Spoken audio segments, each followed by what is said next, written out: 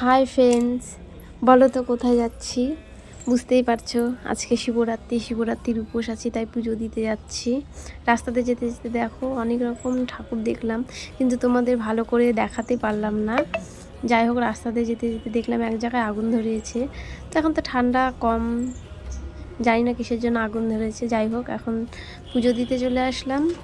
পুজো দিচ্ছি। কারা কারা শিবরাত্রি করো, উপোস থাকো, অবশ্যই কমেন্ট করে জানাও। আর আমার ভিডিওটি যদি তোমাদের ভালো লেগে থাকে অবশ্যই লাইক কমেন্ট শেয়ার করবে। তোমাদের যদি আমার ভিডিওটি ভালো লেগে থাকে অবশ্যই কমেন্টে জানাও। বুঝতেই পারছো চারিদিকে অন্ধকার, লাইট ছিল না।